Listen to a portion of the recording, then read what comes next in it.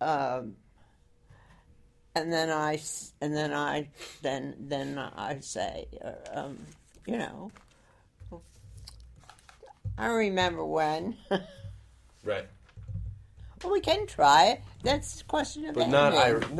I remember when is also, generally you're probably going to want to do something where it's not I remember when, it's more just What happened? this is it. Yeah, what This- happened? yeah. Immediately jump, Here's what happened. here's what happened. The question is whether or not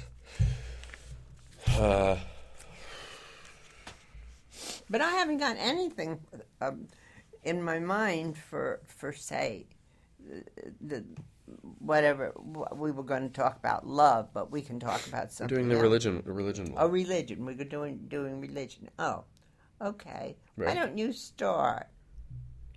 Well, No, we say. I mean, here's careful with it. Don't. little music, and then listen. Here, welcome to High Anxiety. Today's, And then I say, today's subject is religion. Click, click, click. What's the clicking? And next, people turning off. Well, we're off to a great start. I think that sounds good. Oh, you were really putting that. I actually, you know what I like? I love things like this where that actually is what you stick with. Oh, really? That's actually what you have. Is that would be us going like, well, what? How do we start? Well, you say, welcome to High Anxiety. Well, we don't want to start with and it. I If you say- just start with the name, then but we gotta. Don't we want to build up to that? Isn't that all we got? No, that isn't. I mean, all the stuff that says what it is about has already happened. So then I say, Well, it hasn't happened yet. Not at the very beginning. I don't know what I'm going to say, is the point. I mean, I haven't thought this out too well. I mean,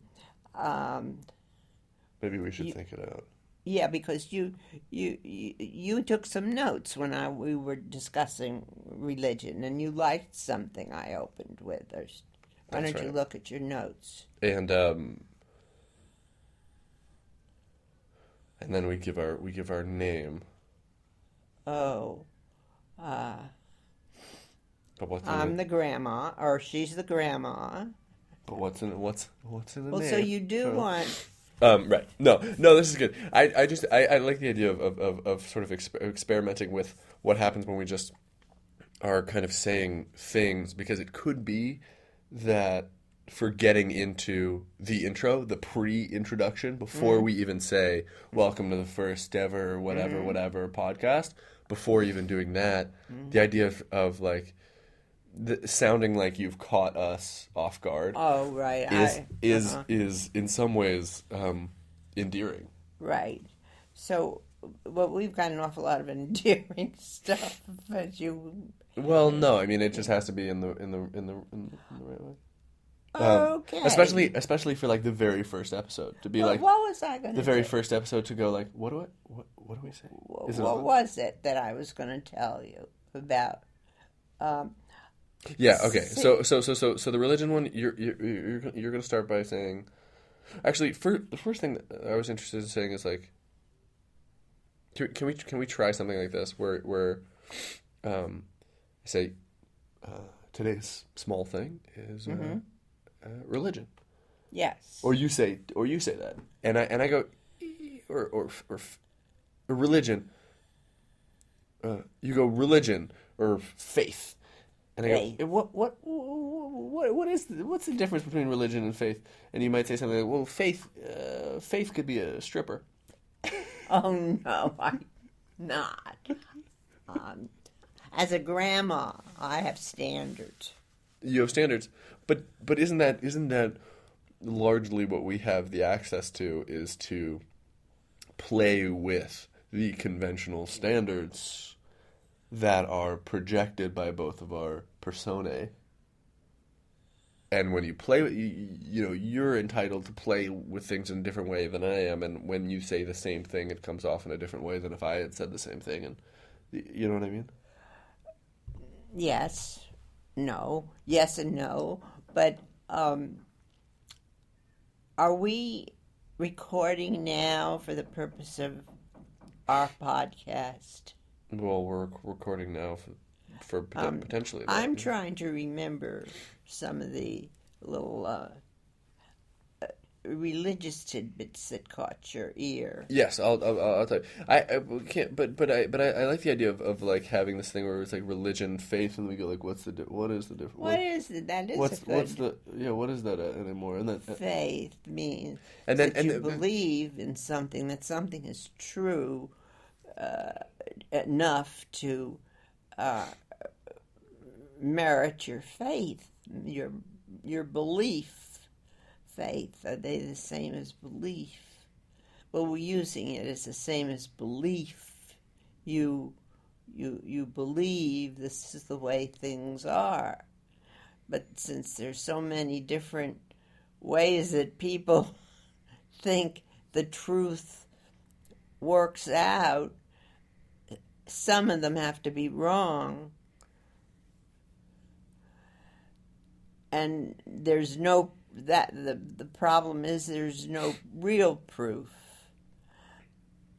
for anybody at all scientific that right. I think we don't have to have a long. I think this is better as a throwaway than as an actual discussion, right? Where you'd say, today's small thing is religion or faith. I go, what really is the difference between religion and faith? And maybe you could just go like, well, I have a friend named Faith. Oh. And I can go, good enough for me. And now we can just start. Now we can just get rid of that. We don't have to deal. That seems so true. That's I wouldn't say that. You wouldn't say that. Well, that's not good. Okay. Thank you for taking my suggestion. Well, I just think that like certain things, it's nice to address a thing, but if you know that essentially you're getting it, doesn't feel like the sort of thing I would say. It's too trite. Yeah, word I was thinking of, but too simple-minded. But it's a joke. You can make simple-minded jokes. Well, I do.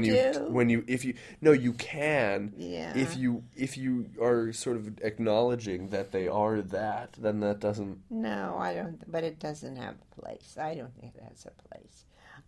I think we have to. I mean, faith is not a small topic. It's a big topic, and I wouldn't want to belittle it. I think that would be. But you can. You can conflate religion and faith into what we essentially in this discussion is both things. You could acknowledge that there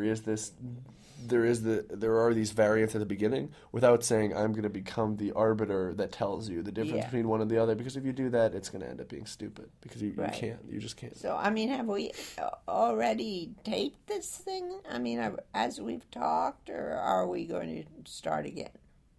Yeah, we're gonna start again. I think that I like the idea of like religion, like, or faith, right? Like, what is the difference? And just to know that, like, you want to know that people are thinking about a thing, but you don't need the answer because there isn't really an answer. I think faith may be a better topic than religion. That is to say, we would cover all the things we do with religion, but I think religion is a turn-off as a title. Well, then we're talking about faith. Then let's talk about faith. Mm-hmm. That's what I think. That you can cover all you want to under that title. See, now this is a point I could say. In the sense that we use the word faith to describe, in connection with religion, I would have to admit that I am very envious of people who have really a deep and abiding faith, because it's something I don't have. Okay, let's just do the thing from the very top where you just go right into it, where you say like, when I was growing up or like, you know, when I was a kid in Flushing or whatever, I went to Sunday school. That's what we were going to You start want with. me to start? Yeah, like just this is sort of cold open where you, But unless you specify that you're Jewish. don't worry. Don't worry. Just you gotta at some points you have to trust my producer's instincts. All right. I am very uncertain about a lot of things, but some of the times we just have Yeah. to do it, or it's gonna be too crazy otherwise. We just have to Because do it. most people will have gone to Sunday school. It's gonna become very clear very quickly. That's why. That's why it's okay. Okay, all right. So that's what you want me to do. When I was a kid, we went to Sunday schow. Yeah, but We remember, usually learned a hold on, story from wait. the. Hold on. This is why I'm worried about when you tell me when we're planning these things out and you tell me all these stories beforehand. You tell them to me now as if you're reminding me of a thing. Don't do that. You have to always be telling me as if you're telling me for the first time. Yeah, but I have to. I don't see my memory isn't that good now. I have to. You have to remind me what the subject was, and then I can. It's take all what you said at the beginning was like, "Hey, when I was growing up in Flushing, I went to Sunday school," and I go, "Sunday school?" And you go, "Yeah, that's the response. That's what most people think." And now you go in, and then you say, "My father was a president of the synagogue," and then tell me a little bit about that. Okay, those are the first 3 lines that I want. First 4 lines. When I was growing up or whatever, or when I was like a kid in Flushing, I went to Sunday school. Me. Sunday school. And you going, yeah, that's the response I normally get. But, and then tell me the thing about your father being a synagogue, or just go into it from there and tell me a little bit about what that was back then. Do you know what I mean? Yeah, Okay, let's try that. but we don't want to make it too long, No, we don't.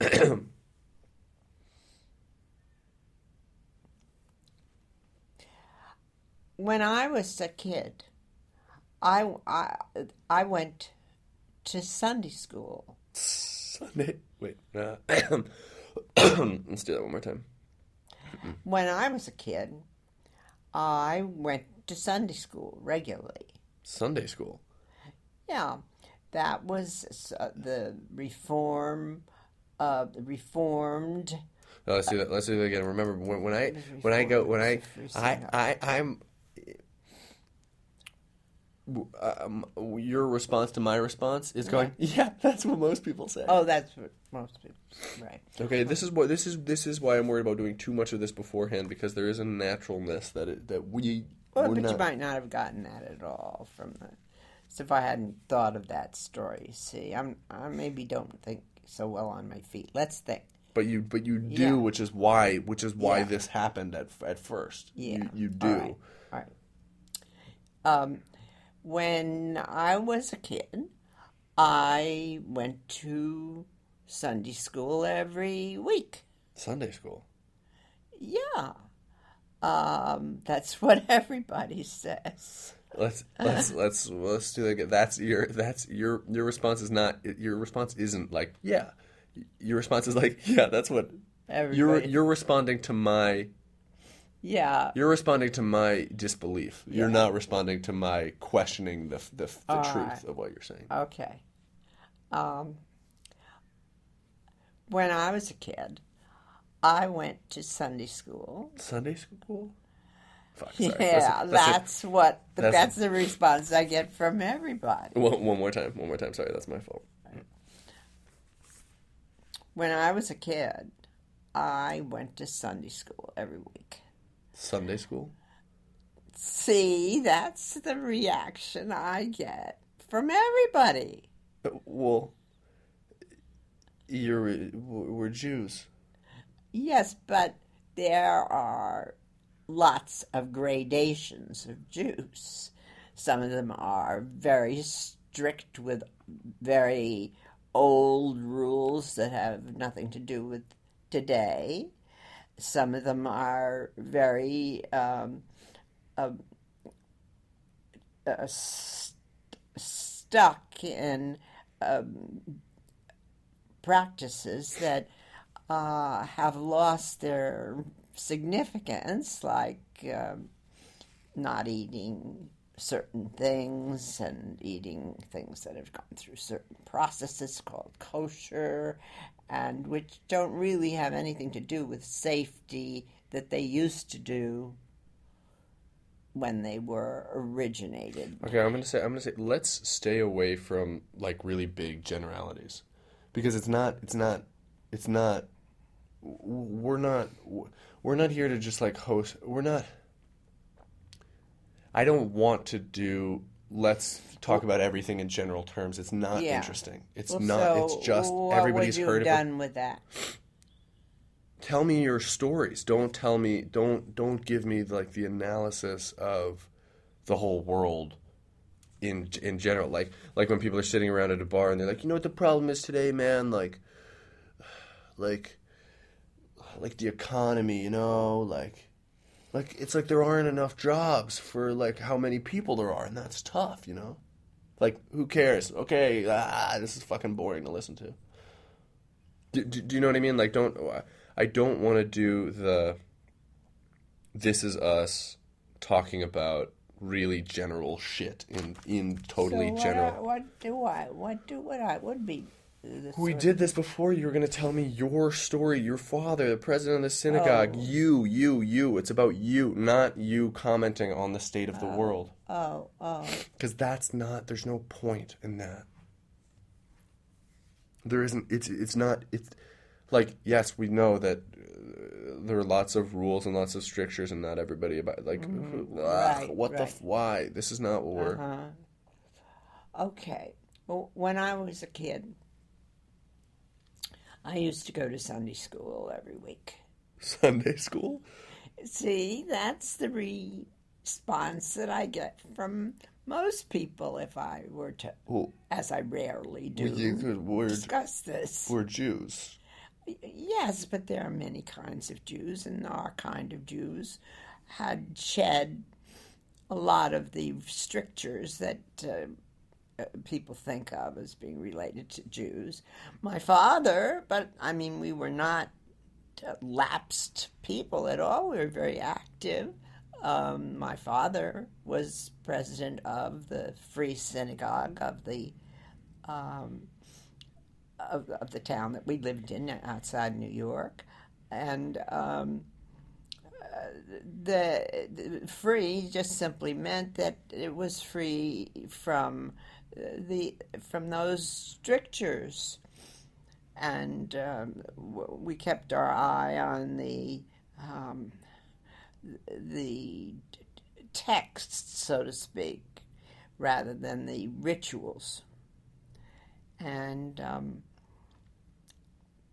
that's all I can think of that made us different. We were just the same, except that we had the same God, if you accepted him. However, I myself was not enamored of the God that we seemed to get, who was very angry all the time and punishing people, and I didn't like that, so it kind of turned me off.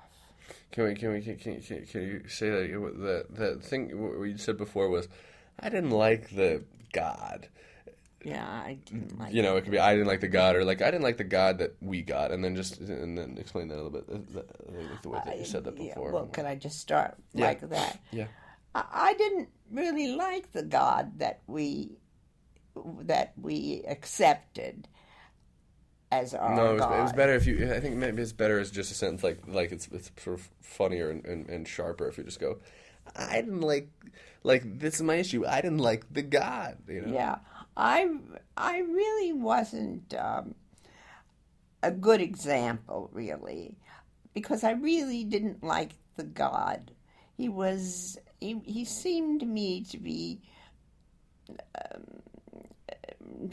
mean, and cold and angry and punishing people for things that I didn't think he should be getting into, and so I was left a little bit cold, and I forget something there. There's not about forgetting. You say So it's just like it just wasn't inspiring, you know. Yeah, well, listen, I can just do that so many times. No. I'm saying Yeah, that's what you said. Those are I exactly what see. you said. It wasn't inspiring. That was your Oh, comment uh-huh. on the state of affairs there. Oh, so I could add that, could I? Yeah. Well, but I can just say, it wasn't inspiring. And but so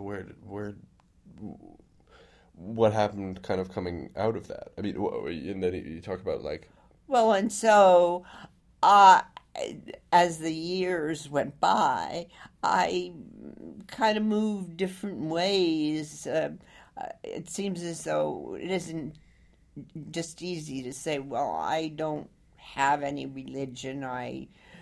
Because that wasn't true. I had a part of me that envied very much the people who did have faith.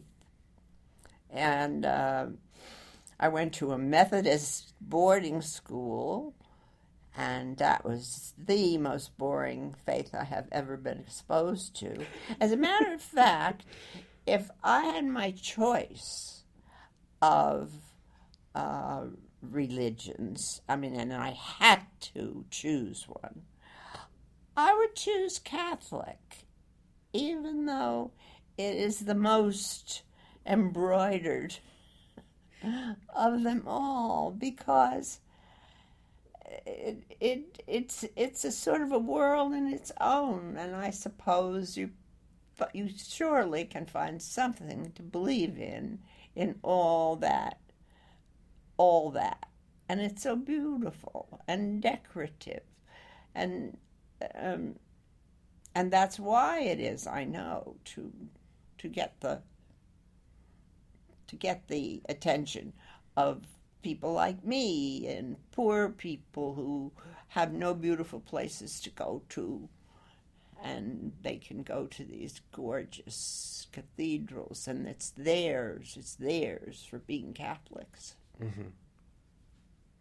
um, cool. Well, okay. So you said the thing about envy, the Catholic stuff. I think we'll come back to because I like when you said like that. That comes back at the end when you're like, you know, if I were gonna die and I had to choose a thing, I choose Catholic. That's nicer at the end.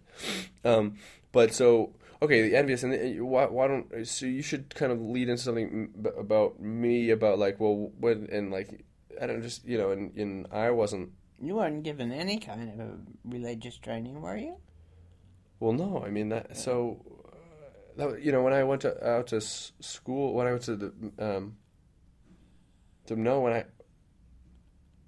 I oh, ask me something like that again. What? Say something like that, like you know, okay. Imagine you just said the thing about being envious, Mm-hmm.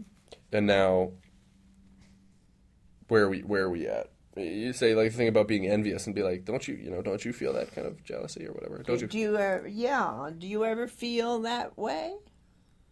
Well, be a little more specific. Because well, I mean, your background is maybe even a little sparser in its religious emphasis than Well, mine. that's because I'm coming from you. You started you started the whole trend. Right, but on the other hand, your father came from a more a traditional background, and Maybe, but he left it too, and we just end up lighting candles on the right days. I mean, that's most of what's left. When I went out to the Middle East after school, I I followed this invitation of a Russian friend of mine to an Orthodox uh, cathedral, because I guess if you're a Jew in a Muslim country, you go to church. It seemed like the right thing to do, and we're sitting there, and everybody's taking communion, and you're supposed to be prepared for it. You're supposed to have purified yourself and have gone through the ritual, and you're a part of that community. And for whatever reason, I just wanted to do it too. And maybe it was for the story. I didn't think I'd be telling it now, but Mhm. maybe it was the story that I told myself. I liked how weird that sounded, but I, I think I just really wanted to communion. It says in the I don't know what you call it when you're at the services, the menu of what it is you're about to do. Yeah. It says, those who want to communicate, draw near. And I go, well, yeah, I want to communicate. I always want to communicate. And I was with my friend, and I said, should I do this? He knows I'm Jewish, and he goes, well, I wouldn't. You didn't fast. And but he wasn't adamant enough about it, maybe. And I saw people lining up, so I just wanted to do it. I couldn't help it. And I got into line as the last one. And I went there, and I didn't know what to do. I'd just been watching people do this. They'd kneel, and then they'd leave. And I knelt, and I remember the guy saying to me in Arabic, he says, "Open your mouth." I'd forgotten this kind of basic part of it. I'd just been watching the back of people's heads, so I figured I was doing all the right things. You didn't know you were going to get some wine. You had to I figured. Wafer or something. Well, I sort of knew that, but I guess I forgot. Opening your mouth was the thing you got to do yourself. Yes, God wouldn't do it for you. It's one of those free will questions, I guess. Mm-hmm. And so I did, and I felt sort of woozy, not from the wine, but from the sense of like, okay, what have I done? Softly. Can you hear that? You're talking so softly. I can hear what I hear. I promise you, I can hear what this sounds like. I can hear. Okay.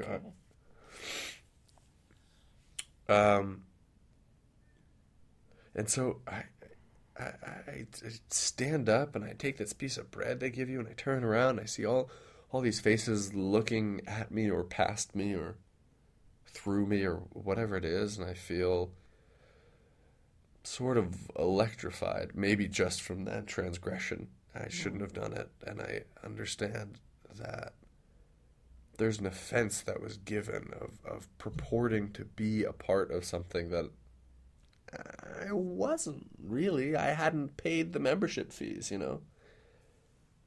But I sat back next to my friend, and he said, "Did you partake?" And I said, "Yeah." Did you what? Partake. Oh. "Did you partake?" And I said, "Yeah." Yeah. And he just kind of squeezes me on the shoulder. And just turns back to start paying attention to the music, And it was like, okay, maybe I fucked up. And maybe I shouldn't have done that. But after doing it, I was to a point brought in to at least his circle. Mm-hmm. The act of trying to communicate sort of accomplish something all its own. It was okay. Maybe for the wrong reasons, maybe for no reasons, maybe it doesn't matter, maybe it does. But once you do it, you still, whatever it is you think about, your reasons for doing it, you get something.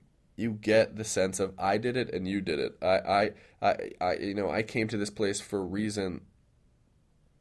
Whatever my reason was, we're all here for the same one because we all came to be here for a reason.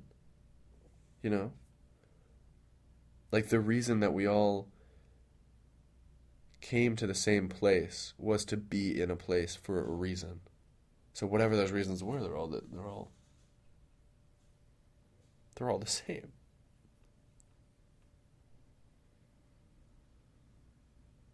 Is that stupid?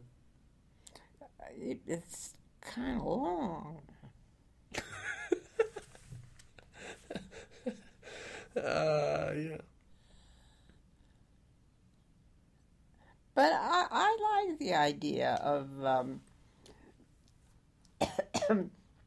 see.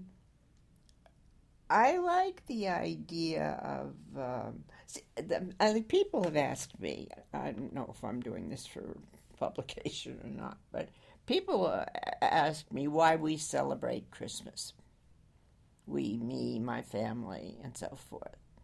And of course, I go back to when my great-grandmother in Austria-Hungary at the time used to have a Christmas tree. She said she had it for the servants.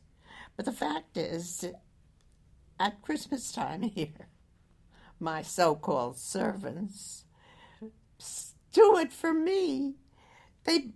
I've got a fake tree. They put it up. They bring in decorations. They decorate it. I have Christmas forced on me by the servants, but I love it.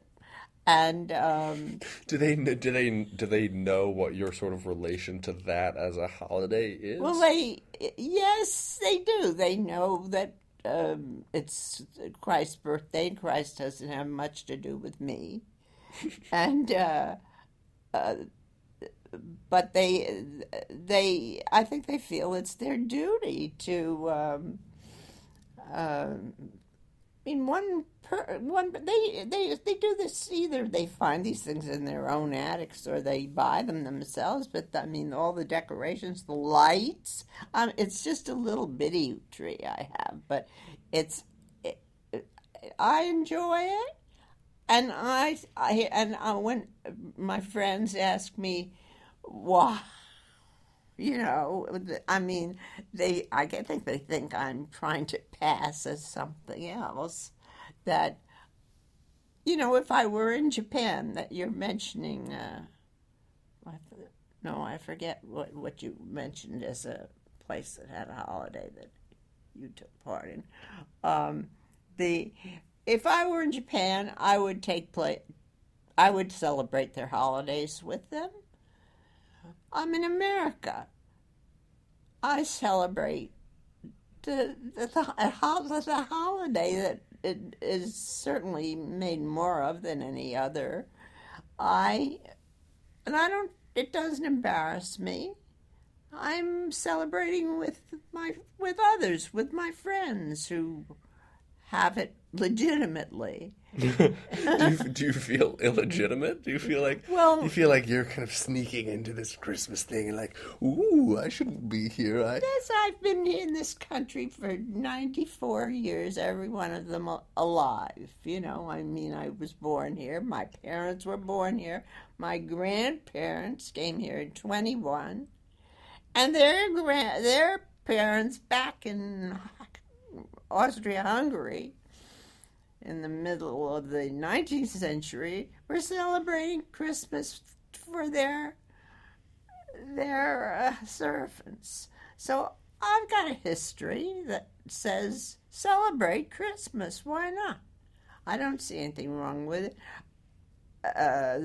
I'm not against Christ. I think probably the story that's been told about him is the stories are not all true. I don't deny that he existed.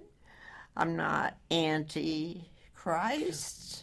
In fact, I've never thought of you as the Antichrist. well, hold on. Okay, so you mentioned your parents, and then the servants thing. I'm just so that we can soften that a little bit, to say like, it's not like when you leave that, when they you can be like, they had to give everything up to come over here. There aren't servants anymore, but now my caretakers. Do you know what I mean? And then tell me that in those terms. Like, let's step away from the servants. We gave that up. We came to America, and now my caretakers, and now the people that take the caretakers that help me, whatever, like, they're doing Christmas for me, right? Yeah. Okay, so let me do that all over again. Where shall I start? Well, say like they used to do it for the servants. That's what you had. Like, yeah. I like the whole thing where you talk about your parents and then you go back to Austria, and they used to do it for the servants. Like, they were trying to do something nice for the people that worked for them, and now like, they had to give everything up. There's nobody really working for us anymore. But now my caretakers, then do that. Cool.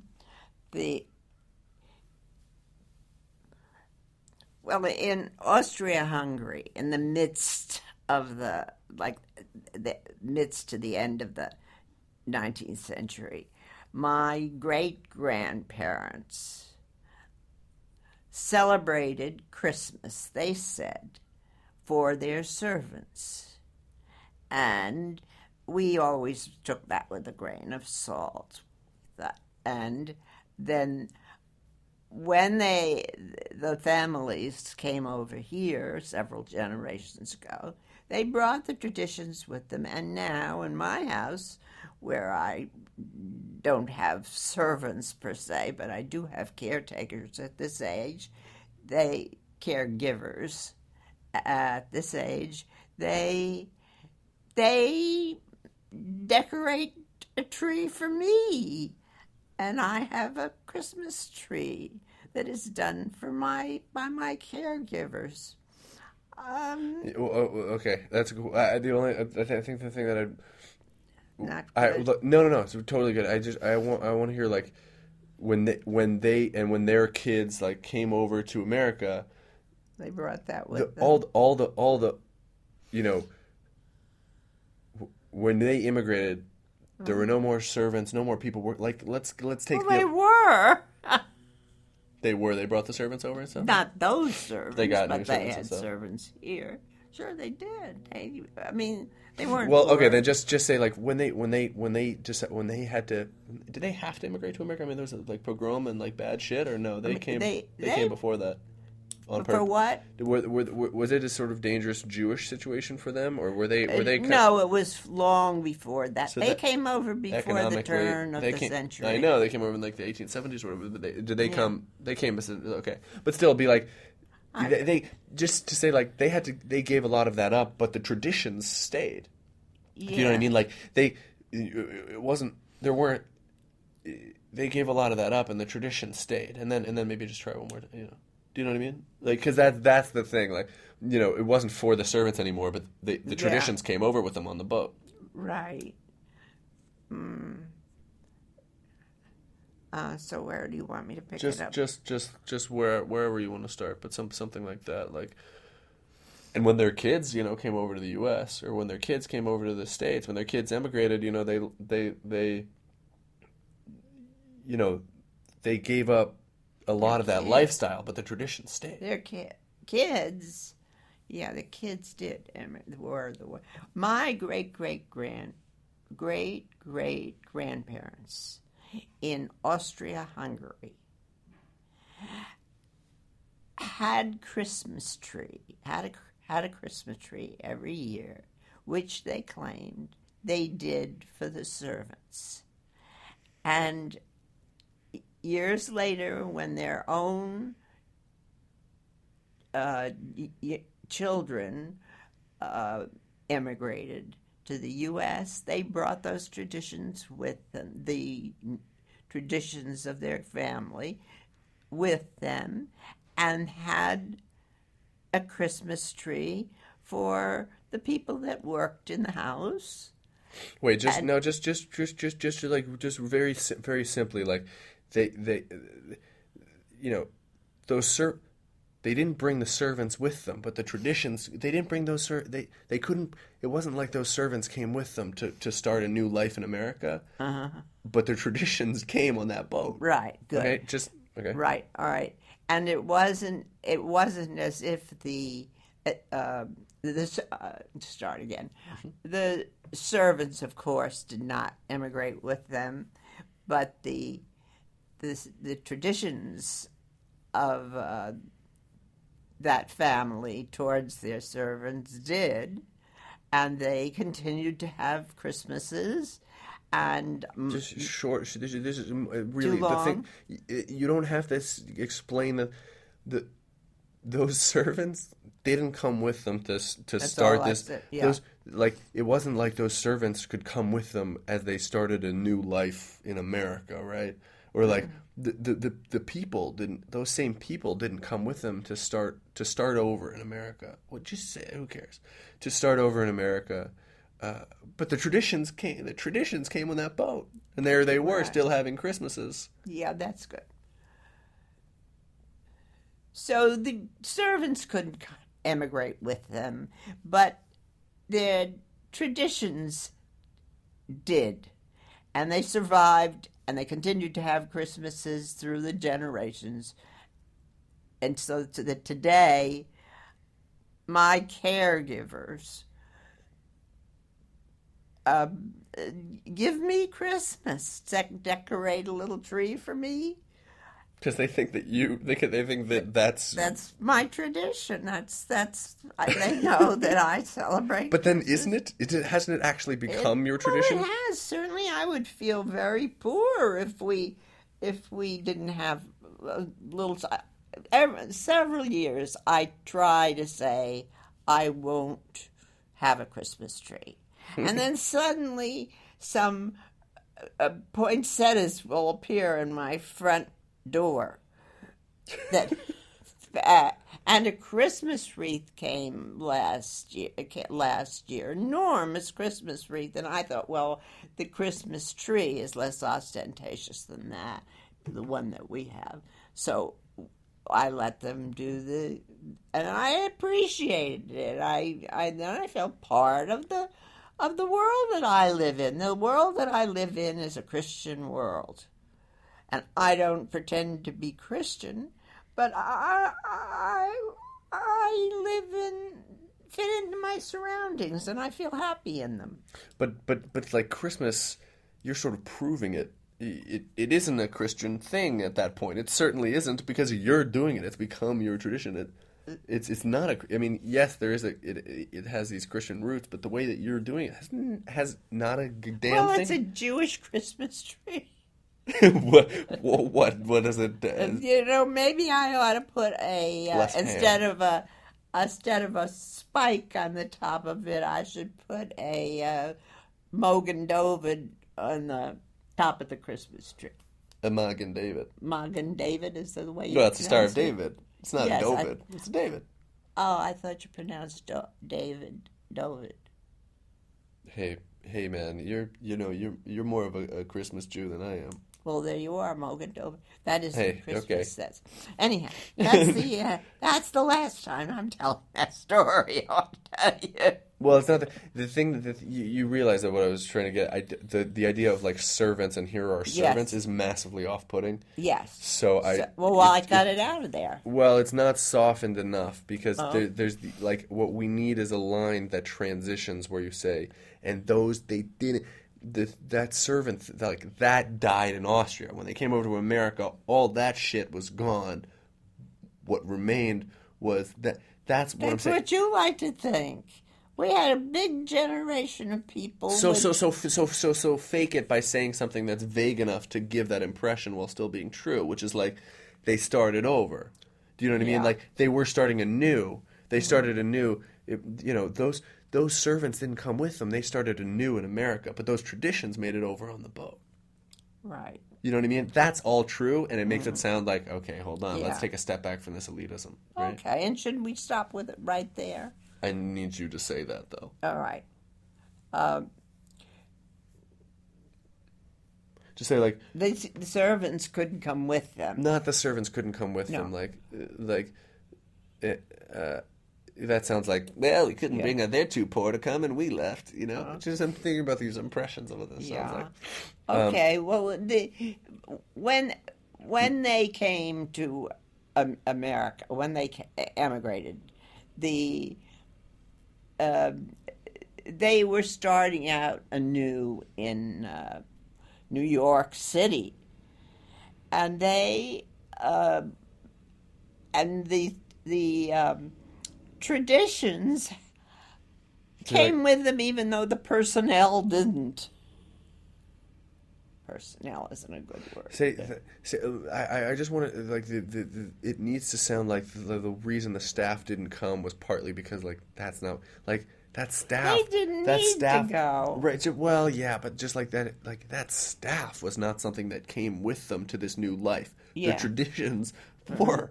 That's good. Why don't I just say that? Say that. That staff did not come with them into this new life, which did not, in most cases, include staff. but they started a new life with this old traditions, which seem to have come along with them on the boat. Just say the things that I said. It's I can't remember them, dear. I can't remember 2 words. I have to have it. You're going to have to be able to put that together. I can't because the words aren't there. All right, say it. It will be very. This is the kind of thing where it's important, but if this isn't said right, all right. Say it again. This is the kind of thing where you go, I don't like this person. Say it again. That staff was not something that they were able to bring to start this new life. Yeah. I'm sorry. That staff was not something that could follow them into this new life. Yes. Their traditions did. Yeah, right. They made it right over on that boat. Right. For the next 100 years of this family in America. Yeah. Okay. That staff could not make it with them over in the new boat. That staff could not. Makes it sound like they are too poor to make it, and we're too rich. What you sort of said. No, they could not. It's the idea that they were unable to afford bringing the staff with them.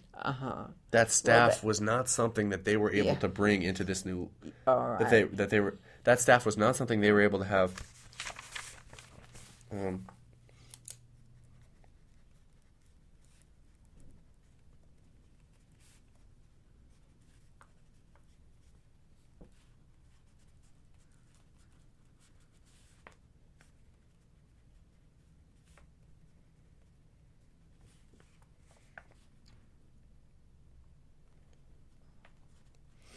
getting hungry. Are you getting hungry? Maybe, but let's for this. Would you like to have a roast beef sandwich? Not now. I mean, I know. I'm starving. You're starving? Well, I won't force you to stay here. We have not done much, I'll tell you that, though. But, all right, I'll stay till you... You haven't even had breakfast, honey.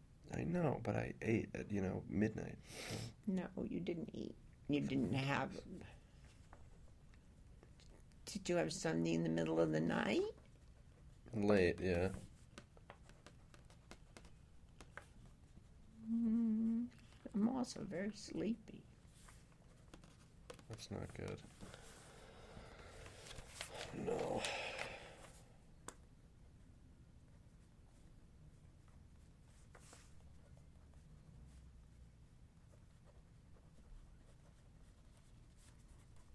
You probably can't read this. That staff was not something that they could bring with them into this new world. That didn't follow them onto this boat. Their traditions did. Let me have it. But. All right. You don't know what is the last thing before that. I'm going to have to fix this. Mm-hmm. That staff was... I'm sorry, but I can't read it. So that's what I'm saying, but you do understand what I'm saying, right? Staff says what? That staff was not something that they could bring with... Was not something that they could bring with them. All right. Into this new world. Into this new world. That didn't follow them onto this book. And put as much, like, emotion and whatever. This is not something you're reading, please. It's not something that you're reading. All right. Now, that staff wasn't... something that they could bring with them into this new world on the boat. They didn't that didn't follow them. But the traditions did. Okay. One more time and more excited and I can hear you touching the paper. That staff, every time I come to this word, I don't know what it is. But you try not to read this so much. You don't understand what's happened to my head. I do. I'm the same way. No, you're not. You have to be 70 years older to get to this way. What is that word? Was. Oh, yes, I see it. Well, it looks like INKS to me. All right. So say inks. I don't care anymore. That staff was not something that they could bring with them into this new world. They didn't follow them onto that boat, but their traditions did. Cool. Okay, that's good. But yeah, okay. Anytime we're writing things, I can hear this. I can hear that. Oh well, I can hear this. Sorry. No. I'm an itch. It's okay. It's okay. I'm just drawing your attention to these things so that hopefully we can. What you're paying me, you're getting what you deserve. That's why I have so much trouble like getting. Yeah. Okay.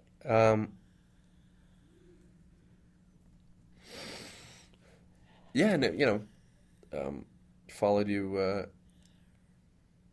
and I that's probably, and that's what happened to. Well, anyway, follow them all the way for the next 100 years of this family. We're still doing the same thing. Yeah. Ain't for any servants. Well, maybe when you get this sort of, and we can see.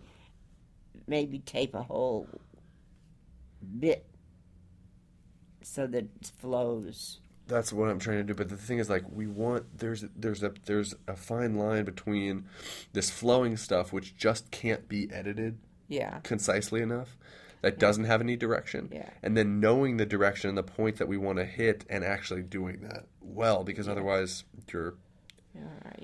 you're stuck. Well, you don't think that you've got it. That's okay. I think that's going to. I think it really makes it myself. The question is, do we feel like we're sort of missing out on stuff by not being a part of the religious parts of these traditions? Okay, I'll put a thing on a tree, or get presents at a consistent date instead of like according to a lunar calendar. But do we feel like? I don't know. Do you feel like you're sort of missing out on stuff? Well, we did Hanukkah, for example. We lit. Yeah, we get them both. Yeah, we didn't do much with Hanukkah. Now Nan's family does Hanukkah. That's my family. That's your daughter. That's me. Yeah, that's it. Yeah, that's best. Well, I'm just thinking down the line from me. I'm thinking. Yeah, right. Your family does both Hanukkah and Christmas.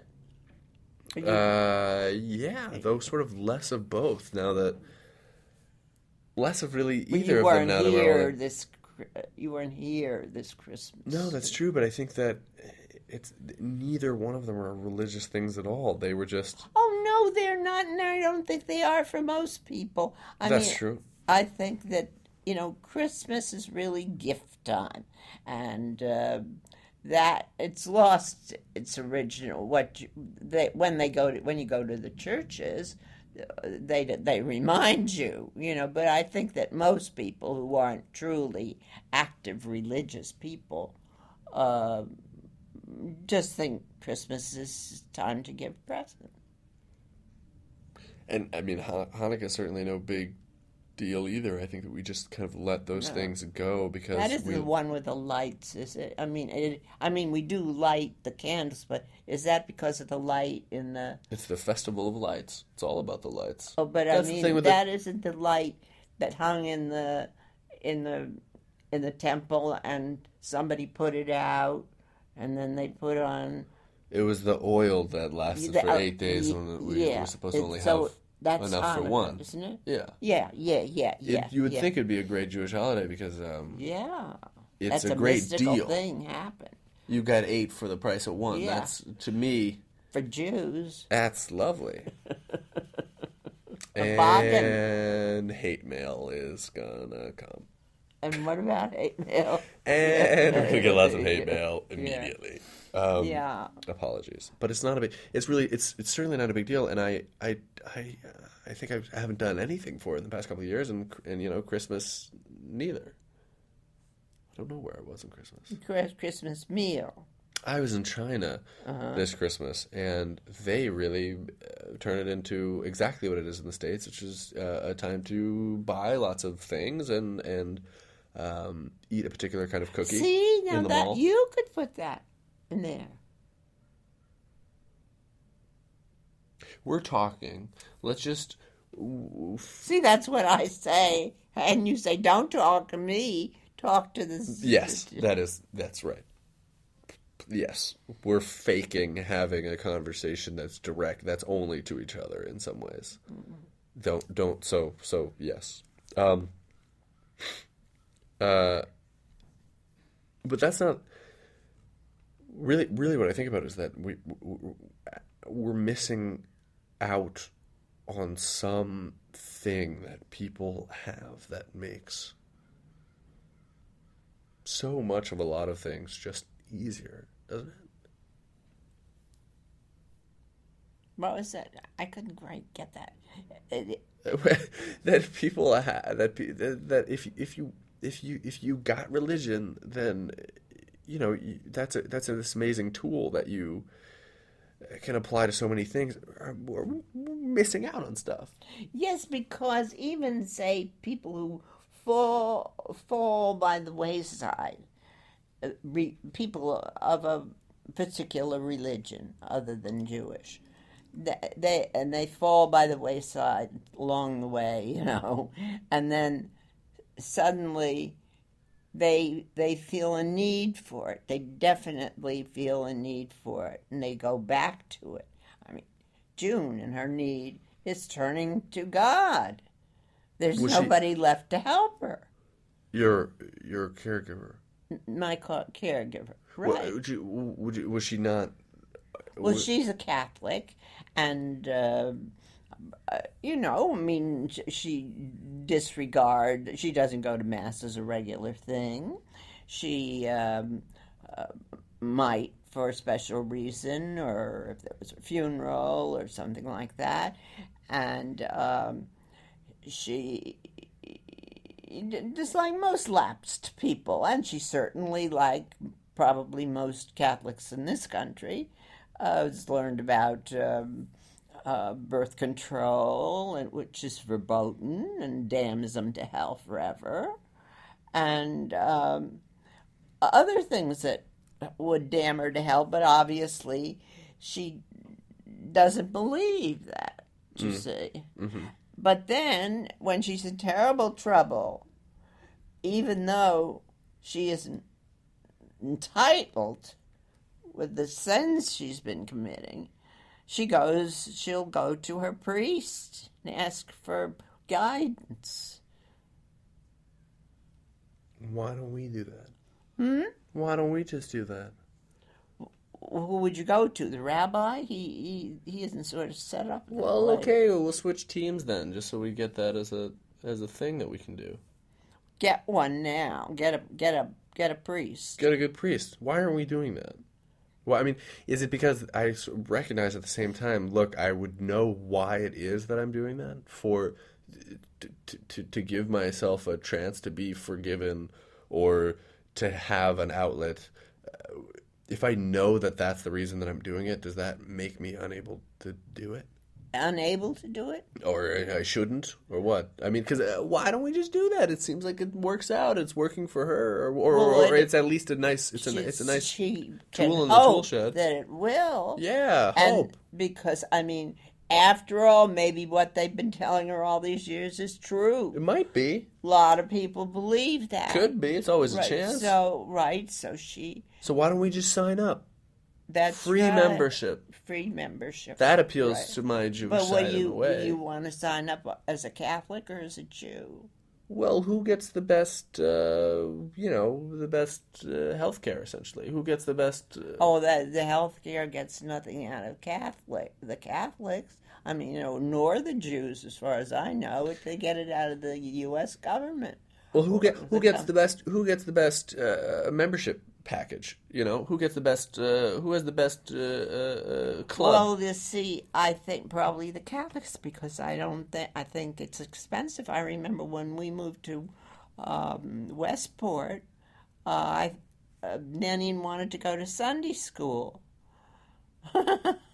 Because somebody in her class went to Sunday school, and we were wondering whether our own beliefs really, we should give her a chance to make up her own mind. Well, You like know, daughter, it's, like mother, like daughter, I guess. yeah, Everybody's ending up in Sunday school. yeah. So I we made an inquiry at the local Reformed group, and they wouldn't take her unless we joined the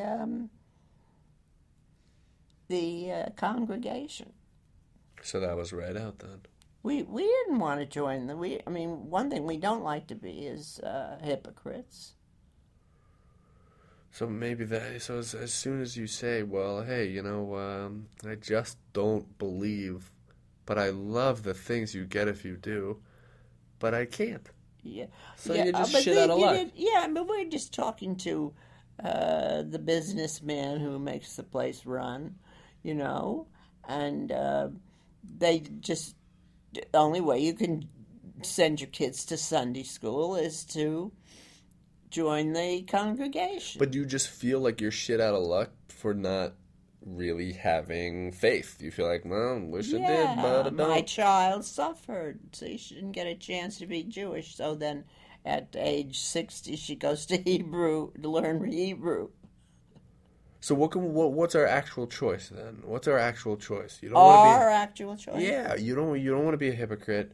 You just don't have some of the same feelings that you feel like other people in these groups do, but you like some of the stuff that they get for being part of the They team. get a social life, and they get surrounded by people of like character.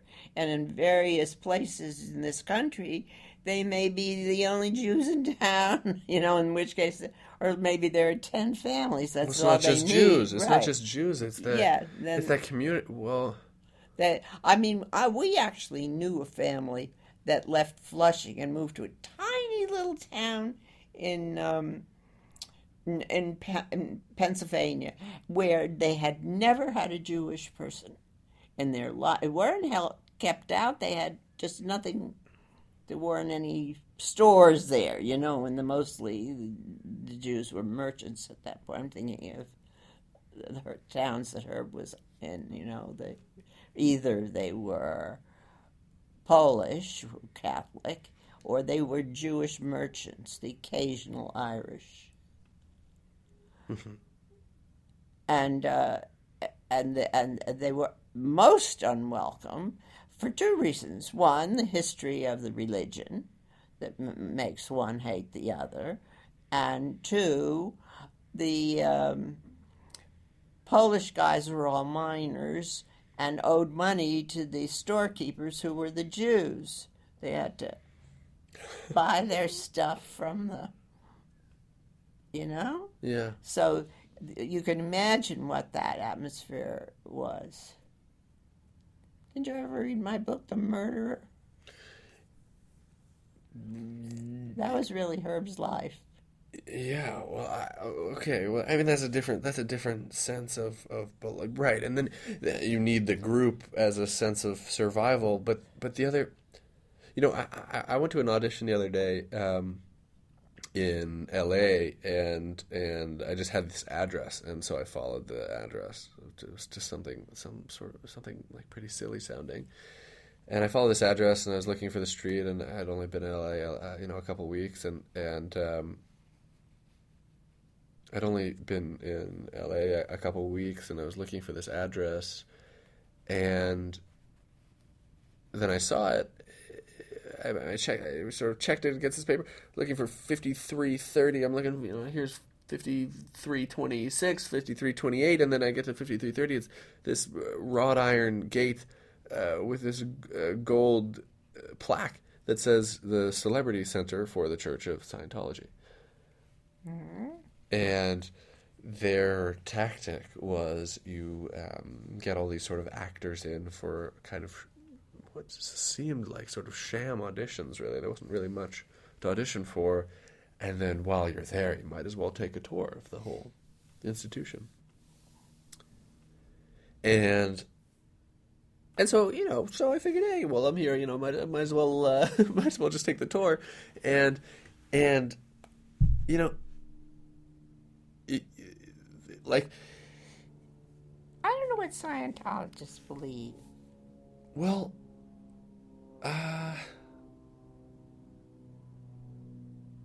hold on, I've got this playing here. We could look it up. Well, I got the full intro. Am I really? I can hear your hand moving on your leg. Oh, really? I Very didn't loud. realize we were. I didn't realize. Why we were it doesn't stop? Why do you? But I what do you didn't know- think I'm stopping it with? But I didn't know you were. I thought we were just talking. I'm glad that you think that, but all of this can be used. We don't have enough. There isn't enough time in the world to just have some talk about talking. Some editing problem. There's going to be a lot of editing, but if even the things that are useful are ruined with too much like background noise, then we have nothing. Then, yeah, right. So I apologize. No, I'm just trying to. Mm-hmm. They gave me the full intro. I mean, the biggest thing is that as soon as you join, you're in this community. There you go. You're in it. And as soon as you do, that community, it doesn't judge its own for whatever the beliefs are. You join a group, and that group doesn't judge you for being a part of that group because everybody's part of the group. And so immediately you get a group. That's a big thing for people. You personally, would you like to have a religion more?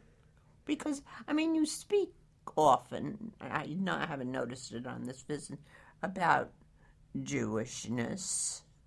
Jewish things. Well, there's so much that's there's so much that's just a cultural element that becomes a part of who you. What becomes a part of your references, and your cultural vocabulary and that kind of thing, and that to me is not religious in the slightest. The religious part, when you think of religion, is the belief in something that can't be proven, and you know that everybody else that subscribes to that same thing is doing the same thing. You're all connected to each other by virtue of being connected to the same thing together. Yes. And if you, so much about Scientology seems pretty arbitrary. Well, it is. Whatever. So much about a lot of religion seems kind of arbitrary, and it's not really cool to draw attention to what seems arbitrary from the outside. But if you're in it, then everybody's in it, then nobody's judging you for being in it, and then you're really connected very strongly to this to other people. That feels great. Right? Doesn't that feel pretty great? Yes. Right. And I believe that is what draws people now to say, they move into a town, first thing they do is look for their church and join and meet all the people around their own age and have their families meet each other, and that's the way they move in. You get that sense of community. Yeah, and you certainly can't blame anybody for that. I think what Scientology does really well, I don't know if they do it well, but if you accept it, it's kind of like if you make the leap of faith into any group and you just say, yeah, I realize here are all these things that are silly. If I jump over into some other place and now I'm just in it, then it works. Like it's like it can't work because you doubt it, but if you don't doubt it, then it works. You're That's that was a nice little use, little nice little pattern of words. I think it's not total bullshit. No. Well, but so would you be happy in a group? The problem is that I can't make that leap. I can't make it because I know you want to believe in something when you do that. You don't want to do it for social gain. I like what you get. what you would be a part of if you believed that what you were part of wasn't this total arbitrary thing. And I think for a lot of people it isn't, but for me it would be, because I would know how I'd gotten there, and I don't think I'd ever be able to forget it. And it wouldn't help you any to think that the rest of the people do too, feel. No, because I mean the thing that makes it work is that we all don't doubt the same thing together. Yes, that's right. And That's right. if you believe we're all here because we doubt it and we're all pretending together, then you lose that connection, because you know it's all. Silly, I've asked people who belong to churches and are, you say they're religious in a way that they go to church, and stuff like that. And I have asked friends, I'd say, do you believe in God? And they say, not really, Yeah, I think that's the other thing. If your identity has been defined by something for long enough, then maybe you're allowed that flexibility. Like if I belong to a synagogue, I was in China actually, and I went to Chabad. It's like the Orthodox guys who set up Shabbat every Friday, and they welcome me fully because my bloodline is Jewish. Mm-hmm. And I admit to them, this is what I just don't believe. And I say, Rabbi, as far as this goes, I'm not a good Jew. Mm-hmm. And he goes, look, it's like a muscle. You got it. You can exercise it or not. It's better if you exercise your Jewishness, but if not, you still got that muscle. And mazel tov to you, essentially. And it's straddling this line, Well,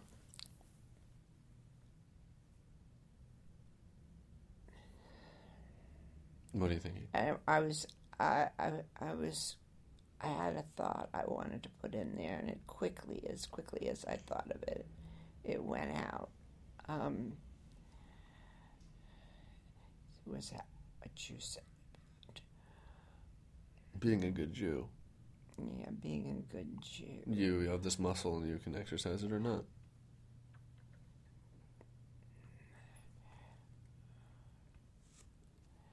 Yeah, see, I think that probably this isn't what I was going to say, but I just think that probably most people don't really believe in God but there are plenty of people that do. I mean, that person here that is at the moment scrubbing my kitchen. All right. I'll let that slide. She's such a good Catholic that it almost makes you want to be a Catholic. It's the truth. When something really bad happens, she'll say, I'll pray for you. I'll pray for you. That's a tremendous gift. Yeah. And that she can give. And even June, the other helper, who is not a fully practicing Catholic, goes when she needs to. If something is wrong, she calls. They have a system where they call the convent, and they think they pay a little bit of money, and they put in a word that I, for example, should get God's attention and to my trouble, and that you pay as a way of sort of outsourcing your stresses, and even if you're not paying, it's just a place where you can kind of take the little thing that's causing you trouble and box it up and ship it off to somewhere else and say, good, I don't have to worry about this anymore. Well, that's right. You can, at least you've brought it to the right place for solution. The disposal. It's like what you're supposed to do with used batteries. You're not supposed to just throw them in the... You're not supposed to just throw them in the trash. There's like a system you go... That's interesting. It's like the acid. And it's like if you have really bad thoughts, and maybe that's my problem. When I'm really worried about something, it'll probably get let out in public or like with friends, and then now that's my worries on them. That's me. That's shitty because now... Right? Like, it would be so much better if I could just bring it to the disposal area bomb squad and they just blow it up without it hurting anybody else. Yes. But sometimes if you let your, kind of anxieties out... But the question is, if someone like the gal in our kitchen is so truly believes, so deeply believes that... She would trust that if God has the time, to consider her application, why, there isn't any question that he will make the right decision. He would not be prejudiced against me or anything like that, but would try to heal me or relieve me of the trouble that I'm in at the moment. And that I don't know if that empowers her rather than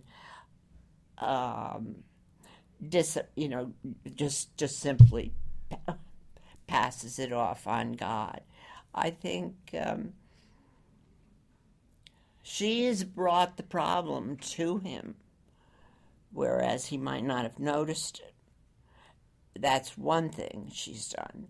That she's taken a positive step. Right at the same time as saying, like, this is a guy who notices everything. So why is it that we have to actually even do anything? Because the guy's supposed to... Well, she's adding her she's doing her bit to a point and then says, I don't have to do any more. Which is because maybe the whole point is you're supposed to try all the things. Those are the tools that we're given by whoever or whatever. We're given the tools to try and solve our problems ourselves. So we go to somebody else and we say, hey, can you fix it? And they go, yeah, let me fix it by giving you... We don't know at what point anybody's influence is actually a part of the game, Like it could be that the answer from above is, yeah, I can fix it. Here's how I'm going to fix it. You fix it. See, now... Going back to June and her problem with the family and trying to find a place to live and the family throwing her out, and at the moment they're housing her. And thing is, after she appealed to the church and through them to God, maybe she got this help that she needed in a way of strength to. She approached her daughter, and she's in as much said, "Let's try to get along." Yeah. Now they haven't done that before. They just shouted back at each other. Do you see? Yeah. So maybe feeling that God was at her elbow and was helping her. It helps you. It helped her somehow. Some kind of leap of faith, Yeah. I mean, I think if you believe it, you're cool, and if you don't, then you can't. And that's when I am so envious. And the people that feel, and when you get to the subject of dying, the people that feel that they're going to go to God when they die, whom they've been loved and admired all these years. And yeah, Ted knows everything about them. They've taken all their confessions to them, knows they're good and bad, and he's going to take them anyhow, Yeah. All right. That can't be quite as scary maybe just that little interlude while you're doing the dying, but not all the anticipatory, you know? No, certainly takes the edge off. Hmm? Takes the edge off. Yeah. And, I mean, nobody wants to be ill and die. You know, you want to be instantly relieved. And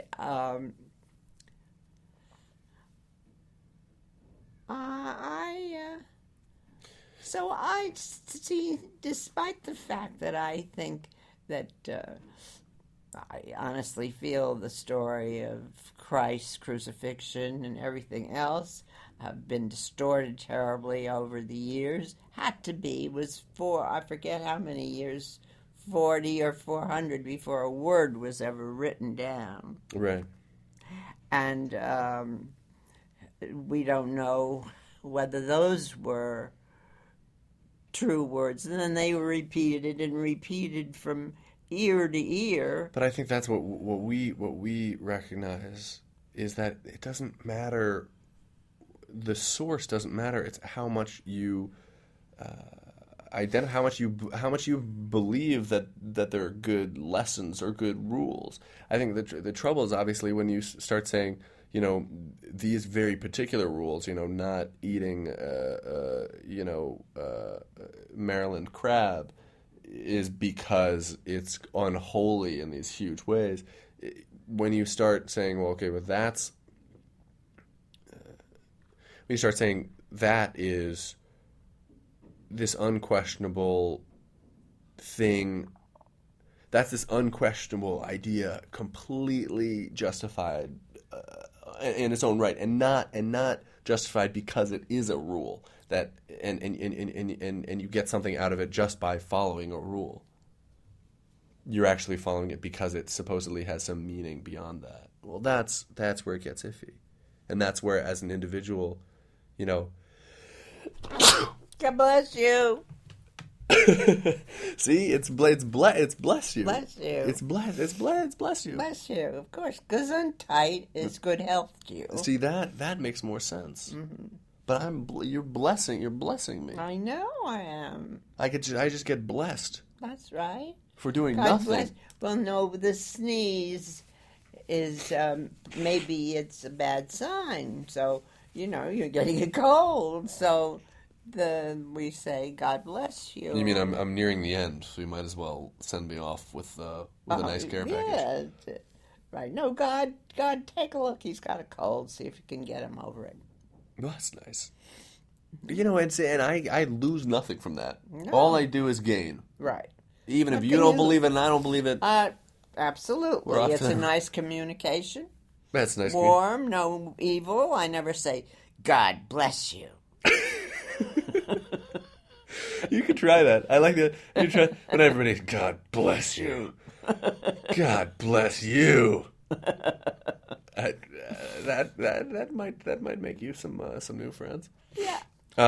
The thing is that like I think we have this trouble with losing our individuality by signing up with one of these teams, you know, and you know I can't be ready to be Scientologist, something like that. Sure, right. I don't want to be. I don't want to be on the Reform Jewish softball team either. No. But the thing about Scientology actually is that they really straddle this fine line between belonging to something that everybody subscribes to and individualism, because they always say, you know, you can believe what you want to believe at any level. Like, I don't know. I heard something bad about them. I can't say what it is, but I have.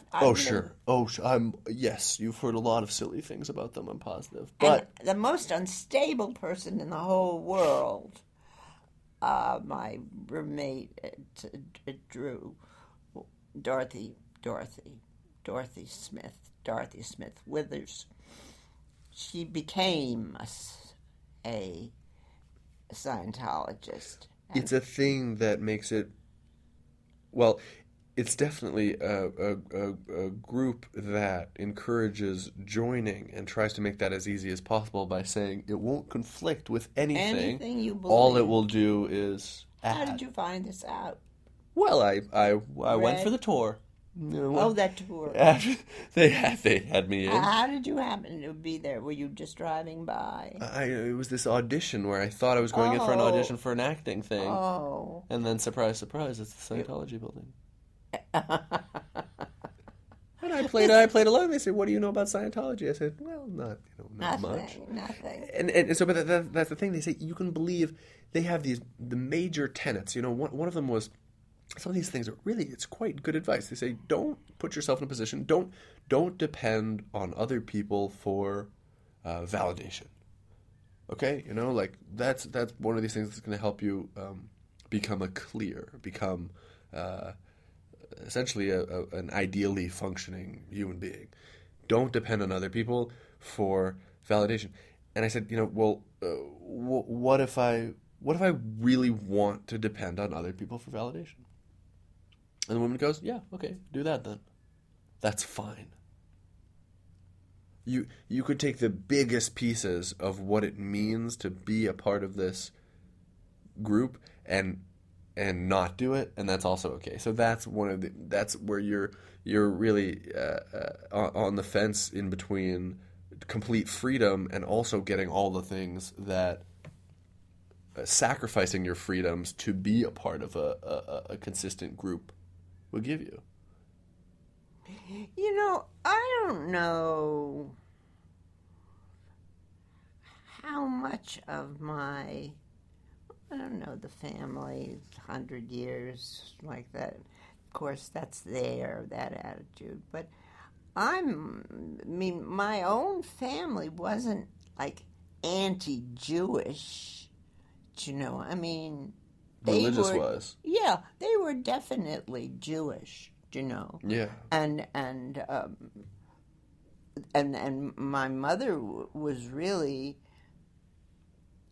a believer. I believe she believed in God,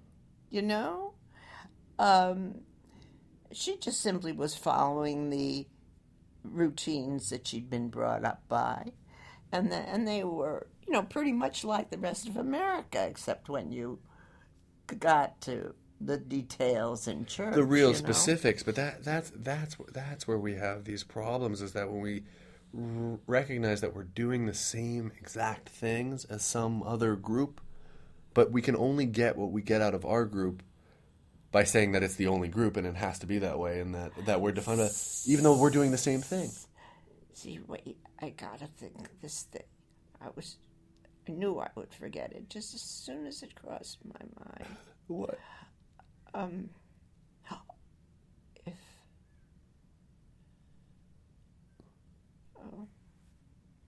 let's see, this is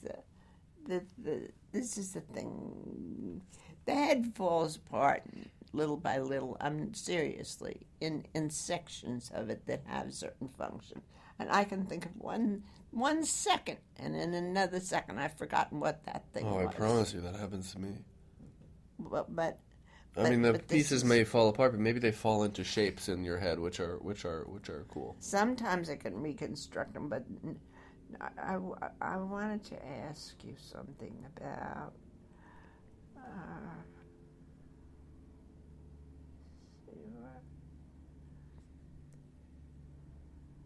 I just think we sign up with these teams, and we exclude the other teams from being part of our team, because our team wouldn't mean anything unless we kept that other group out, or unless we said that we're part of this one group just to be part of a group. We're part of this one group, and it has to be this particular one, because otherwise we wouldn't get anything out of it. If the particularness didn't matter, then we wouldn't get anything out of it. Right? That's why I think it makes perfect sense that, say you could just, take Scientology again, for this example, you could just join up and everybody there would go, hey, welcome, awesome, now we're all part of the group, right? But then when you start keeping other people out, they say, here's what we're going to do. We have this system where we talk and we get at these problems that are that have caused bad. We have the system where we talk and uncover these traumatizing and difficult things in your life, and we get over them, and we help you live better and more in the moment and happier and all these good things by talking. Yeah. And I go, well, that sounds like therapy. Does, doesn't it? And they go, how dare you? Yes. Absolutely not. And you go, boy, but it is. And they go, therapy, is this thing that ruins your mind with all these drugs and all these other things. And I went, well, my mom's a therapist.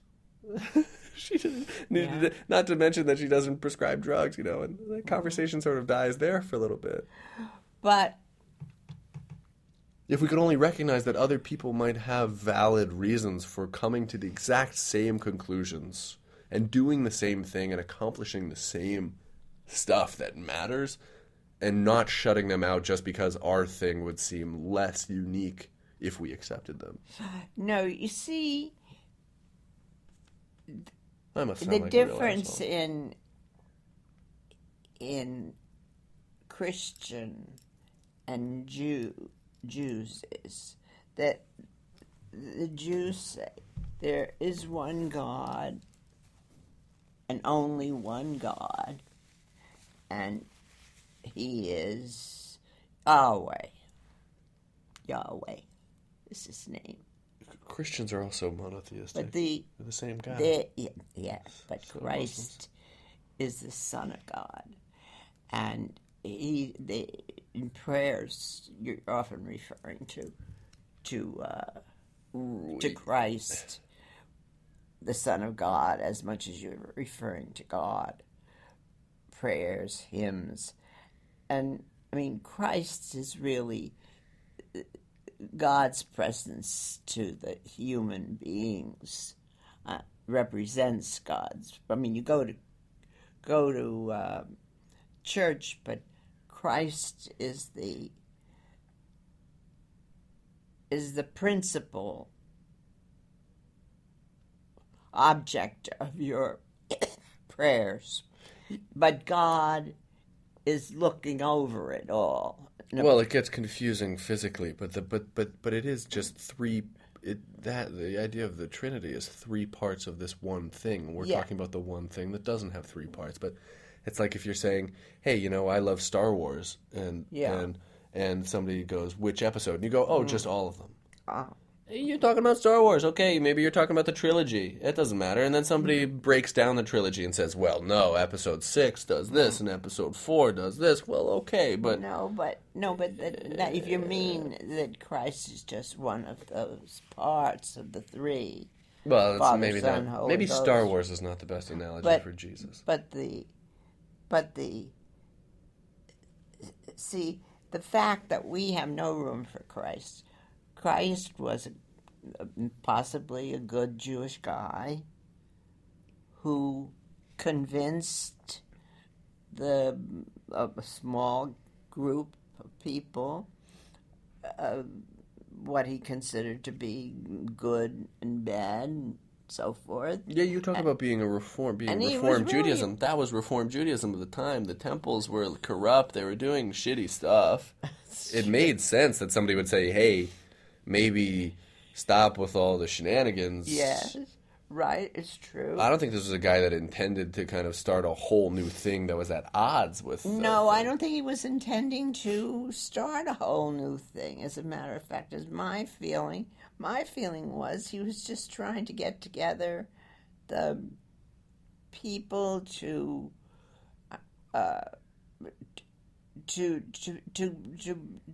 honor God, and so forth, and then it got politicized. And this was, you're right, and this was, I don't think, he certainly wasn't somebody that was a fan of exclusion and the idea that you would then break off and shun your former pew mates. It doesn't seem like that. He would have supported that. Right, and every single Christian was once a Jew. Well, the first round. Yeah, right. Well, go back far enough. They were Jews, and I mean they come down from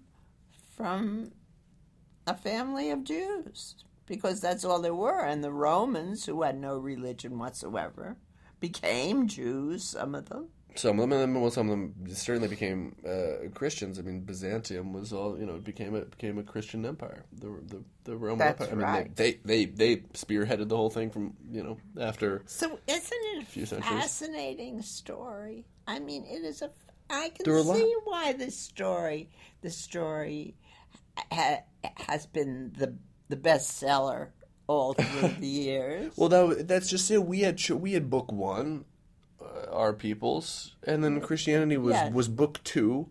Yeah. And the Quran comes afterwards as book three, which refers to the same stories, which follows the same traditions and builds upon But the them. Quran doesn't. They don't have the same God we do. Do they? Of course, They do. of course.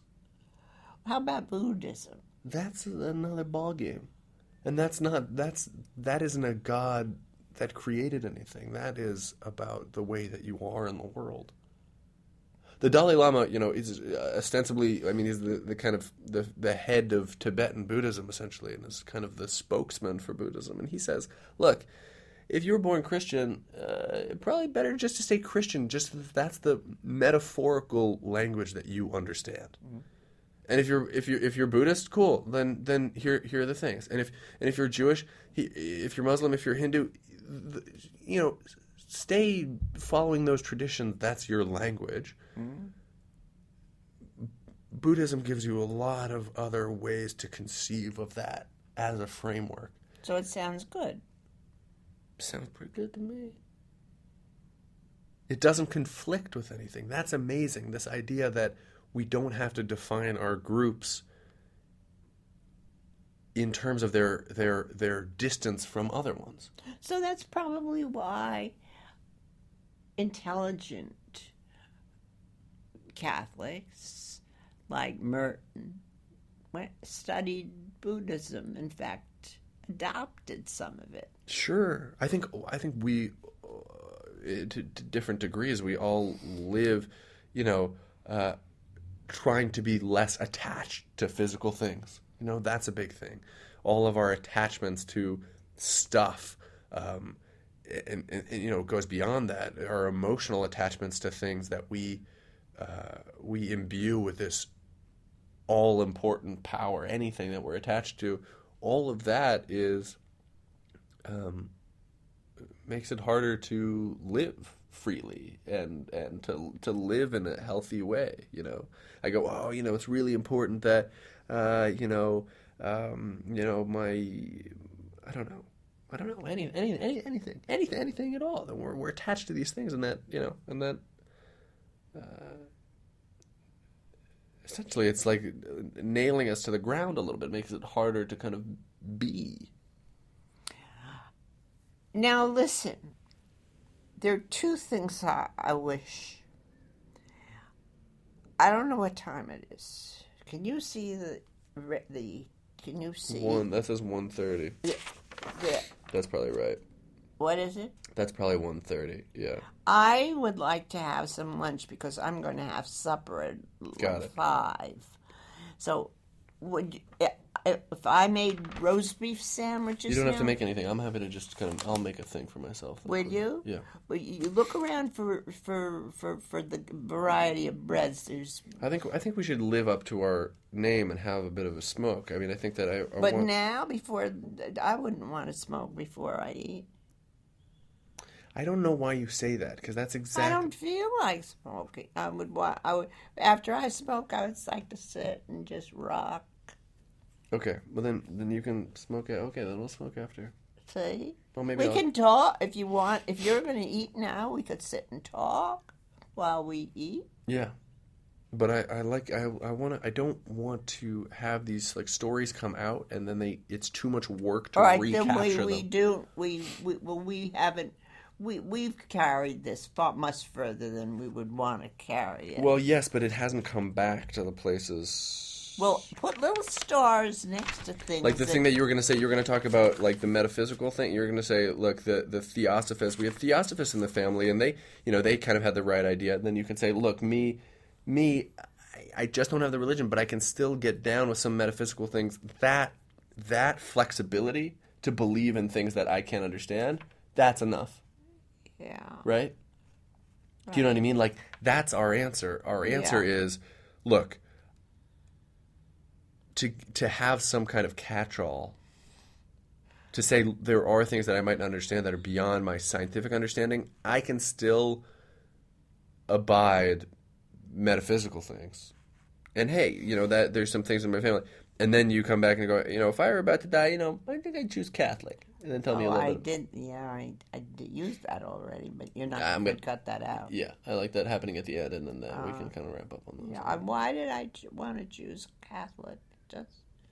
But can we talk about the like the metaphysical things and let's do that. I'd like to do that. I think if we could go and have a little lunch, and maybe we could work for another couple of hours. And I don't know if you're with your cold, you're going to want to go in the water. I probably will. Yeah. Yeah, that would be a time that she could run the vacuum cleaners. See? Right. I told her that. I said maybe he'll go. I do want to do more. I want to do. Are you going to be here tomorrow?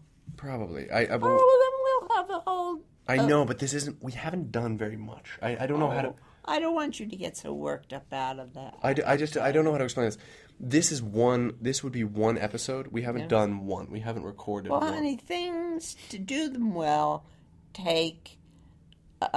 some time. Right, but if you haven't gotten into the routines before and know all that somebody really knows what they're doing, I mean, not to. I know that, but the actual recording is sort of a smaller part of it, and we should be able to develop a lot of raw material. Otherwise, there won't be anywhere to go from. Well, do you not think that we're doing it? It's just not like we haven't made it through one thing yet because these were these things that needed to happen. I think these things can stop.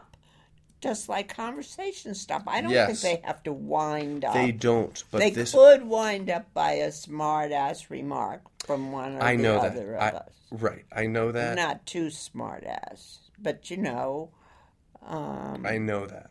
But still, this was something that we had in like notes, and I think that it needs to happen. And if it doesn't, then it'll be incomplete. I'll do that. Right. So I'll do that. Let's just do that. Let's just do that now before we stop. Is what I'm saying. All right. Well, now what was the thing I said? There is a kind of possibility for there is a sort of alternative like catch-all of the flexibility, right? Talk about your beliefs being like, well, I satisfy the uncertainty by being okay with the uncertainty. Yeah, that's true. So that's very good. I'd say, I don't know where I've left it. Is the thing, but I am comfortable with the uncertainty. Actually, comfortable enough, but if somebody held an axe over my head and said, you have to choose from among the religions of the world and adhere to it, or at least join it. I don't know how demanding they can be about adhering. I would choose Catholic. You're conflating the things. This is. I did wrong. Yeah, we're going to talk about metaphysical things, and the theosophy, and getting into like the theosophists in the family, maybe. Oh, I didn't know you wanted me to do Don't that do the Catholic line. No. No. This is. I want to actually have you say like this is our answer to this is being okay with the uncertainty because you've accepted the uncertainty. And saying,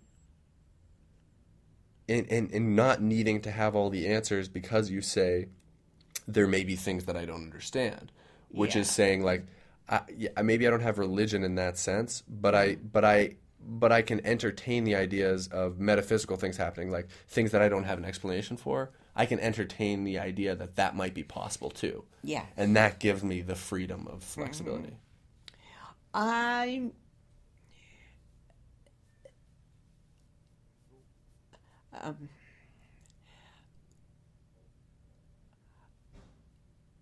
Although I am not really one thing or another, because of my family background, which includes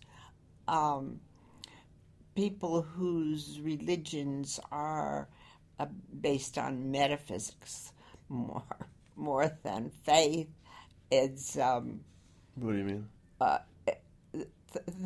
a family that was our family, part of whom were theosophists.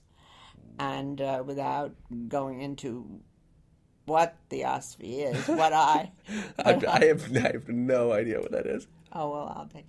It's based on the Hindu or Buddhist, Hindu really,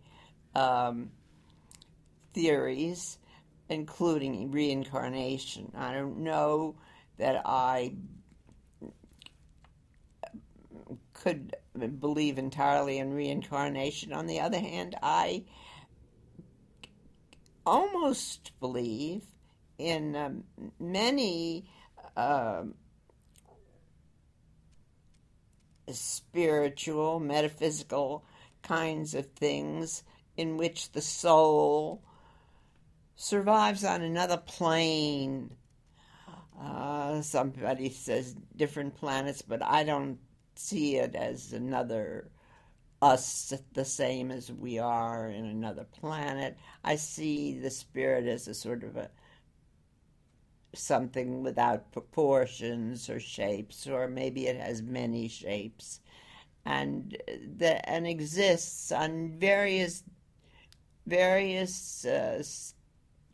layers of reality that change as their capabilities and knowledge of the things that we don't know on this plane. You've got your like eyes closed and you're painting. What do you actually see? What are you seeing right now? Well, I'm protecting my eyes. My eyes. Oh, you're not imagining it. That's just because it's bright out. No. Well, what do you actually see when you say this? What do you fit? What do you see? Are you seeing anything? Or you see? Sometimes see. No, I feel there's not a lot of. I think that we create our reality there. Of course, one hopes, as I do passionately now, hope that one recognizes the soul of a loved person, and that person hasn't already left that plane and gone to another. That's the nearest thing to a religious belief that I have. But that has to do with after death. That's not. That's right. But what about now? What about right now? What are the How do you? That's what that's my religion, so to speak. I think of it. But religion. Often. But so much of religion is about how you address now, not just after now. I mean, what do you? How do you? I'm living on this plane. There may have been a plane before this. I don't know. But now I'm living on this plane. It's possible there are other people on this plane that I knew in another, as people say, another life. But how do you deal with all the uncertainty? All the you've forgotten most of or all of what happened on another plane. And when you go to another plane from here, you'll forget this one. And the uncertainties, the same way you deal with your uncertainties about the established religions. This has more to it that I can believe in, that when I look around at the physical universe, when I look around at the people and the development of the people, and most particularly the brains of the people, as the brains reveal their souls, so to speak, or their behavior, and I don't know how to explain what I think a soul is, but maybe after lunch. Maybe after lunch. I think you're right. But this is what I'd we could talk about it. when I say like, well, how do you deal with the uncertainty? I only hear you say like, because I'm okay with the uncertainty. Like I Yeah. accept that there may be things that I don't physically understand, Yeah, I think and that's that true. lets me be. That gives me a sort of that gives me flexibility to kind of make it through. So I say like, well, how do you deal with the uncertainty then? And I say, because Don't say and I say just say because I'm okay with the uncertainty. I'm okay with the Okay, well, let's uncertainty. say that as if you were answering my indignant question. Well, because I'm okay. Because I'm okay with the uncertainty. And so the physical aspect, like I recognize that I just may not. There may be things that are beyond my rational scientific understanding. If I believe that maybe there's some metaphysical stuff that explains things, then shit, like I'm in the clear. Then I'm flexible. Well, that's true. That's true of the of religions too. But if you specify it too much and you specify it as something where you go, you know what, that doesn't jive with me, then you're kind of out because it seems like religions often are this sort of take it or leave it thing. That the shoe fits or it doesn't. And if you try on a shoe and you like every part of it except like the toes are too tight, well, you just can't wear it, and that's how it normally is. If that part is defined, but if it isn't, if you just say, hey, shit, I'm okay. There may be things that I literally just don't get, and might actually go against the things that I do know, and I'm okay with that. Then that may be enough flexibility to kind of get by with the uncertainty. And it's funny because I don't really find things that we know. I don't really find things that we know for sure about the physicality, would that be true, of the Earth, for example, the planet, the universe. We got a lot of good ideas. Yeah, but yes, they're ideas. That's all they are, and that's where I am on this. Well, we call it. You're calling it metaphysical stuff. That some of the stuff is not provable. A lot of the stuff is not provable. Probably 90% of it is not provable. But this is true of almost all religions. I mean, because we start with a belief in a holy spirit. Well, I believe that these. Sometimes you've heard that you've heard that.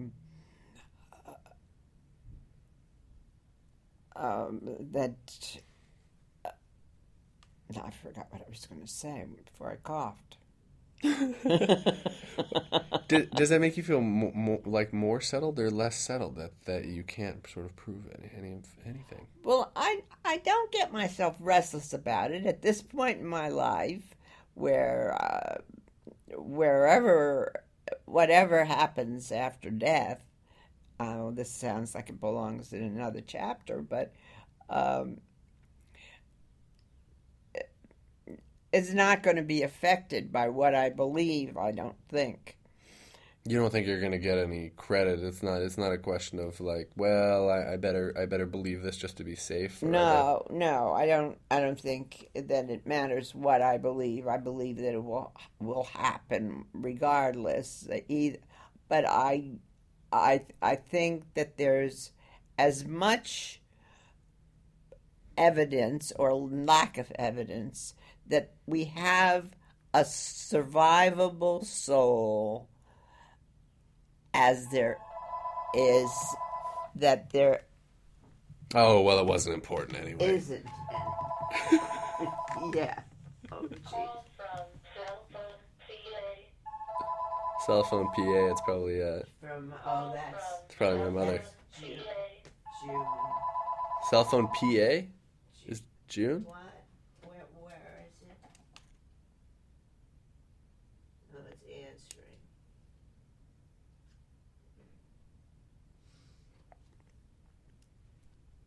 It's answering, so I have to stay on.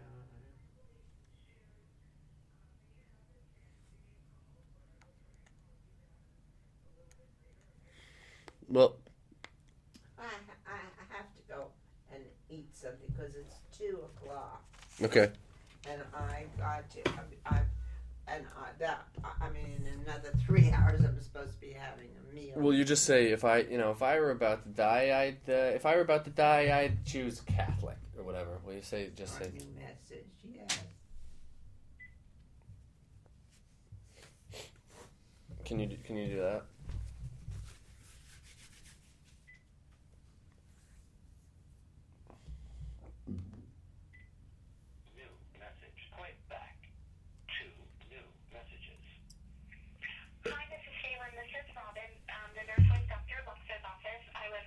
Regarding your ultrasound of the carotid arteries that they did last week.